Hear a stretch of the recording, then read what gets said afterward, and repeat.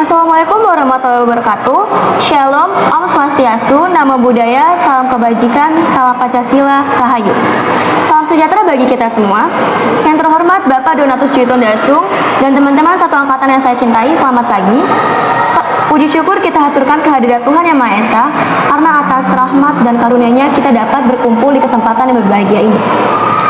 Pada kesempatan ini, izinkan saya menyampaikan pidato singkat saya yang berjudul Kesehatan Mental Prioritas Utama di Era Modern.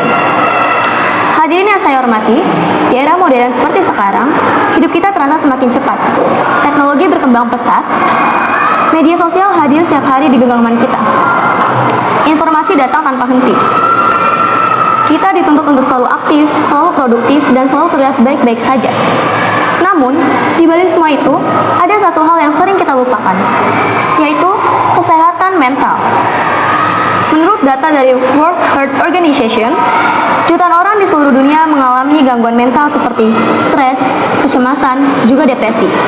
Bahkan, di Indonesia, kasus gangguan kesehatan mental terus meningkat setiap tahunnya. Sayangnya masih banyak orang yang menganggap sepele masalah mental tersebut. Ada yang berkata, itu cuma kurang bersyukur. Ada juga yang berkata, kamu itu terlalu lebay. Padahal, kesehatan mental sama pentingnya dengan kesehatan fisik. Jika tubuh kita sakit, kita pergi ke dokter. Jika kita demam, kita minum obat. Lalu, mengapa ketika pikiran kita lelah, hati kita sedih, dan jiwa kita tertekan, kita memilih diam? Hadirin yang saya banggakan, kesehatan mental adalah kondisi di mana seseorang mampu mengelola emosi, menghadapi tekanan hidup, serta menjalin hubungan yang baik dengan orang lain. Orang yang sehat secara mental bukan berarti tidak pernah sedih, bukan berarti tidak pernah gagal, tetapi ia mampu bangkit dan mencari bantuan ketika membutuhkan. Di era modern, tekanan hidup semakin besar. Pelajar dituntut untuk mencapai prestasi, mahasiswa dituntut untuk lulus cepat, pekerja dituntut mencapai target. Di media sosial, ketika kita melihat orang lain yang seolah hidupnya lebih sempurna, tanpa sadar kita akan mulai membandingkan diri. Kita akan merasa tertinggal jauh, kita akan merasa kurang.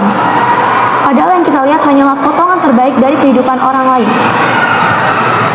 Tekanan yang terus-menerus tanpa pengelolaan yang baik dapat menyebabkan stres berat, kecemasan berlebih, bahkan depresi.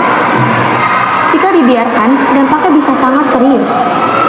Banyak kasus di berbagai negara menunjukkan bahwa masalah mental yang tidak ditangani dapat berujung pada tindakan yang membahayakan diri sendiri. Oleh karena itu, kesehatan mental harus menjadi prioritas utama. Teman-teman sekalian, ada beberapa langkah yang bisa kita lakukan untuk menjaga kesehatan mental. Yang pertama, berani bercerita. Jangan memendam semua masalah sendirian.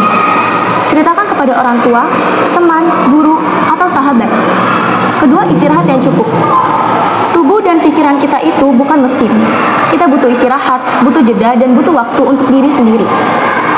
Ketiga, batasi penggunaan media sosial. Gunakan media sosial seperlunya. Jangan biarkan dunia maya mengontrol kehidupan kita. Keempat, jangan ragu mencari bantuan profesional. Saat ini sudah banyak layanan konseling dan psikolog yang siap membantu. Mencari bantuan bukan tanda kelemahan, tetapi tanda keberanian. Kita juga perlu mengubah cara pandang masyarakat terhadap kesehatan mental. Kita harus berhenti memberi label negatif, kita harus berhenti menertawakan orang yang sedang berjuang. Sebaliknya, mari kita hadir sebagai pendengar yang baik, teman yang peduli, dan lingkungan yang aman. Sekolah, keluarga, dan masyarakat memiliki peran penting dalam menciptakan ruang yang nyaman untuk berbagi. Ketika seseorang berkata, saya tidak baik-baik saja, kita tidak perlu langsung memberi nasihat panjang. Kadang cukup dengan berkata, saya ada untukmu, itu sudah sangat berarti bagi mereka. Teman-teman yang saya banggakan, ingatlah bahwa nilai kita sebagai manusia tidak ditentukan oleh angka rapot, jumlah pengikut di media sosial, atau pencapaian semata. Kita berharga karena kita adalah manusia. Menjaga kesehatan mental bukan berarti kita egois. Justru, dengan mental yang sehat, kita bisa belajar lebih baik, bekerja lebih optimal, dan berkontribusi lebih besar bagi masyarakat. Mari kita mulai dari diri sendiri. Mari kita lebih peduli pada perasaan kita. Mari kita bisa lebih peka terhadap orang lain. Karena di era modern seperti sekarang, kesehatan mental bukan lagi pilihan. Kesehatan mental adalah kebutuhan. Kesehatan mental adalah prioritas utama.